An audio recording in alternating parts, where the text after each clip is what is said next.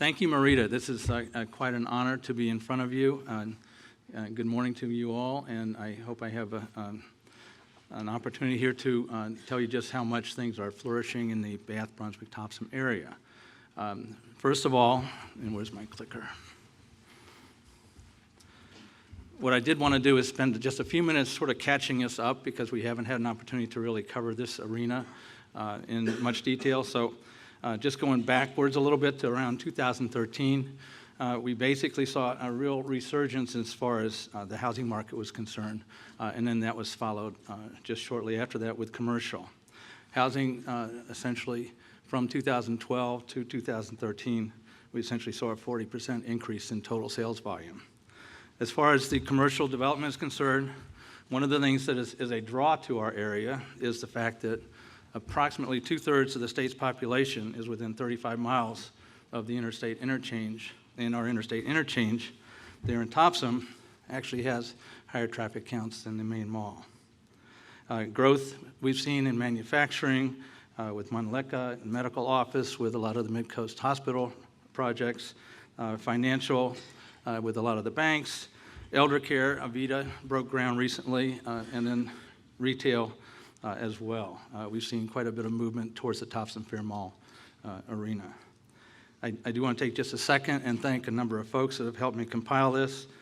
Bath, Brunswick, Topsham, the municipal staffs in each of those communities, MEREDA, the Priority Real Estate Group, Sightlines, BDA, and C-Prime Valuation. So taking a market by market, Bath, and I'm sure there's a few projects that are moving forward as we speak, and in fact some projects that I know are closing next week, but I'll just focus on kind of some of the bigger items that we've seen in the Bath area. BIW Ultra Hall 2 expansion, and as most of you in Portland know, you saw the Zoom Walt up here for sea trials, and that was certainly integral to that growth. You have the Residence Inn that George Schott has built in replacing the Holiday Inn. Bath Riverwalk, Hillary Rocket is doing used school apartments. That project was approved in November-December timeframe by the Economic Development for funding, and that's moving forward with Xanton. Mid-Coast Medical Group built a new office facility right downtown in Bath. You have Plant Memorial Home expansion. Raytheon ended up leasing and now leases approximately 90% to 95% of the Vine and Front Street property, which because of the Raytheon lease ends up becoming a nice investment for an investor. And then Kennebec Landing Apartments, which is out at where the old Mid-Coast Hospital was, they've basically converted a bunch of that into apartments for the Navy, and that's continuing to grow. And these are just some of the pictures. You can see the used school project. Essentially, they're going to renovate the main portion of the school and then build that wing off of it. That project should close sometime this year. And then there's a new CVS pharmacy that's being built as well in Bath. And then on your left is the Residence Inn that I mentioned earlier, and then Bath Riverwalk, which is right down on Commercial Street. I think Chris Pazik was involved in the sale of the property. I think that closed in December. And bottom line is that's going to be around 40-something units. What they're going to do is go ahead and build the first unit, the center one, and after they build that, they'll get all the infrastructure in place and then go forward with additional residential condo-type apartments. Key projects in the market as far as Brunswick is concerned. Portland Pie, I think they did their soft opening, and they're in the process of opening now on Main Street. The second one, they just determined that they're not going to move forward. They had been renovating the space, so there is a space available. If someone knows of someone that would like to go in, it would be right beside Portland Pie. Hatchet, Maine, UPS moved from one side of Main Street to the other side with Camden National. UPS stayed on Main Street. I'm sorry, that was UPS. And then the Biggie Burrito Shop opened up where Flipside was. I'll show you a picture of CEI's newly constructed facility on Federal Street that is LEED certified. Bangor Savings is building a new branch there, and then Cook's Lobster House sold fairly recently. I think John Doyen was involved in that.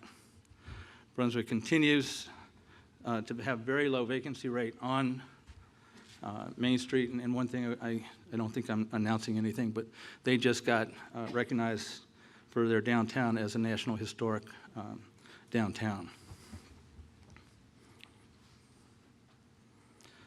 This is a picture of CEI's central office, and then Brunswick Market as far as Brunswick Landing. I broke this out only because there's just, along with what's happening in Brunswick proper, you have a lot happening at the former Naval Air Station. I've captured a number of the deals here. There's actually some other deals that, again, are very much in process, and we hope to see announcements on that very soon. A number of the developers, Priority Real Estate Group, they've purchased a number of buildings. They recently leased around 34,500 square feet, and that's Providence. Went ahead and consolidated a number of their locations into that one location. Also, if you have had a chance to drive up Admiral Fitch, they built around a 36, or around just under 4,000 square foot new veterinary clinic. Affordable Housing of Maine now owns the former Navy housing and also the night flight and has purchased and leased Oxford Networks building. Russo Enterprises with the senior living facility in the former Navy hospital. ABS building sold to an investor from Portland. And the former Navy Fitness, again, they just had a grand opening for the Y, I believe, early, or just maybe a week ago. Avita Housing, which is an Alzheimer's facility, had a recent groundbreaking that involved Avita and Priority Real Estate Group. And also Priority Real Estate Group has purchased lots 11 and 12, as well as lot number 5. And I'll show you a few pictures shortly of what they're looking at putting in on the entrance to Admiral Fitch. And then most recently, the Brunswick Naval Museum and Memorial Gardens acquired the former base chapel. A couple of takeaways, and I'm not going to go through all the details on these charts, but these are charts provided by Steve Levesque at MEREDA. I think a couple of important comments, and I'll also probably reiterate this in another slide. One is the number of new jobs created is 800. That's well above what was forecast. And then if you drop down further, looking at the number of acres of land sold at the Brunswick Naval Air Station, or former, as well as the number of buildings that have sold. So there's a lot of activity. Certainly, in my opinion, they're exceeding the expectations as far as that base renovation. And then if you look here, the one pie chart, again, you can look in detail at the slides in your information, but that shows the square footage and who owns what. But again, another really interesting thing, as well as something that really speaks to how they've performed, is if you look at the targeted sectors and how evenly they've distributed the way that pie has been broken up to hit those targeted sectors. So I think MEREDA has just done a tremendous job here. And then this is Brunswick showing the acreage and by ownership, and I can sit there and tell you some of what we just talked about earlier with the Priority Real Estate Group, changed some of that red to a different color, but it again gives you a feel for the ownership as far as that's concerned. But again, not to discount that, but the chart to the right where it shows the jobs is just showing you how dramatic they've exceeded their initial goals that were established a number of years ago. This is a picture of the Common Development Plan, and as I mentioned, there's a number of things that have been approved. This is Admiral Fitch coming in.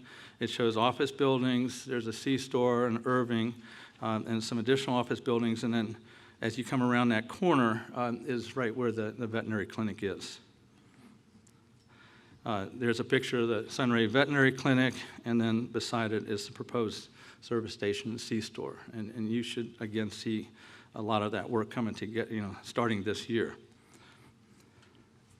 Topsham Market, slightly different format. I received this from Topsham staff. One of the things that I should say about all of the areas between Topsham's Planning Board, Brunswick's Planning Board, and Bass Planning Board. One of the things that we all know is important is for those planning boards to be able to work, and the town staff to be able to work very well with the developers. And I think that each of those has done just a tremendous job to try to help streamline processes and get projects through.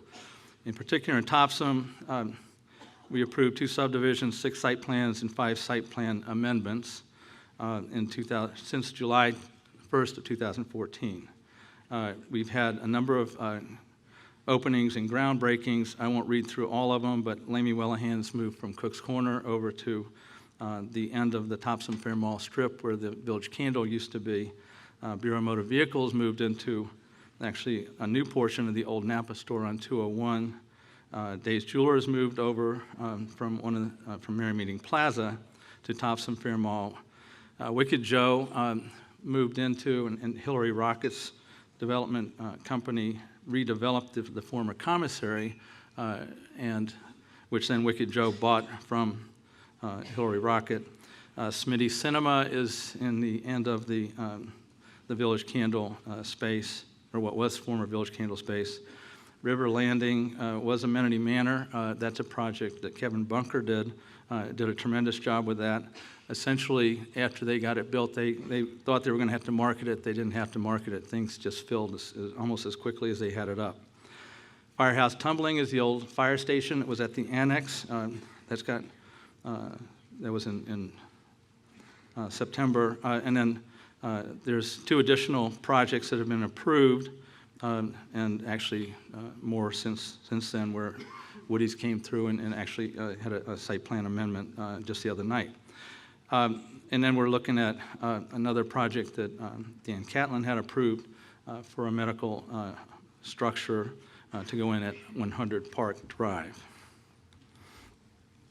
Here's some of the pictures for Topsham. So you have Rennie's, which one of the nice things, and I think Mark Malone was involved with Rennie's, that is not just this past year, but a few years ago. What happened with that, and this is, again, my opinion, is Rennie's came in and did so well there that it drew other tenants to that location. This Rennie's, as far as I know, is still the #1 producing Rennie's in regards to all of their stores.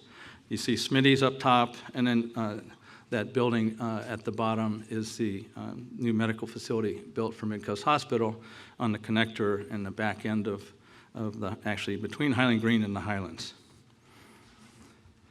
And then this is the what was Amenity Manor, that was raised, and then this shows you River Landing and that project that went in. That's in the historic district, so they also worked with both the state and local historic district to put that in. And then just a few others. Panera's been a bit, but again, and that was out kind of in front of where Rennie's is at, on that pad site. Firehouse Subs and Mattresses across the street from there, and so is the Tire Warehouse, both on kind of the main drag at Topsham Fair Mall. And then Agron Appliance built their new flagship store over off of 196. Lamy Wellahan's ended up on the corner, or the end cap, essentially, of the Village Candle space, or former Village Candle space, and then 5 County expanded in their location on 196, or Monument Place. So, I guess I have about 6 minutes. As far as the kind of a recap of Bath Brunswick Topsham, on the one hand, we're seeing a lot of activity. On the other hand, though, we do have, in my opinion, a lot of inventory as well, which is different than what Portland is seeing, right? So when it comes to the industrial forecast, we still have industrial space at Brunswick Landing, although that is starting to get used up, and as that gets used up, we'll have less available to renovate. But you also have the Cooper Building and some other harbor technology facilities that essentially keep quite a bit of inventory in our area, or we have quite a bit of inventory available in our area. Our lease rates continue, and they had remained actually through the downturn somewhere between $5 and $6 a square foot triple net. As far as office is concerned, We, again, have a high availability of office space. You have 9,000 square feet at Brunswick Station, Brunswick Industrial Park. I think there's more than 21,000 square feet. Kennebec Landing, 14,000 in one place, and if a letter of intent doesn't come together, then there'll be more available there. Topsham Fair Mall has 9,000 square feet above Rennie's in the upper level of where Village Candle was. And 121 Orion is the old police station. That's about 11,000 square feet. And then there's, I think, about 9,000 square feet at the old Main Yankee, which is now Sweetser. Lease rates range as low as about $10 a square foot triple net to some of the medical uses at $24 or $50 triple net for the higher end spaces. As far as retail forecast, and this is probably going to be the most, some people would say interesting, other people would say most challenging, but this arena is going to be a real challenge for the Bath, Brunswick, Topsham area. In particular, more Brunswick and Topsham, because what you have there is Meeting Plaza, which has got quite a bit of space available, looking to draw some tenants from Topsham. Cook's Corner, which has recently been put under contract by Summit Realty Partners, and my understanding is they're going to renovate that. And then you have the Best Buy Plaza currently on the market for sale. You have a real dynamic that's trying to happen there between all of those locations. And again, what that gives us is that we're going to have a lot of available inventory, and we continue to have a lot of available inventory as far as retail is concerned. That being said, Topsham Fair Mall proper, or the old strip, basically has very low vacancy. There's very little that's available. As something becomes available, it gets filled. And retail lease rates currently are ranging from $10 a square foot triple net to $35 a square foot triple net at Winter Circle. That I expect to change as we go forward with what tries to happen between, I'll call it the larger malls.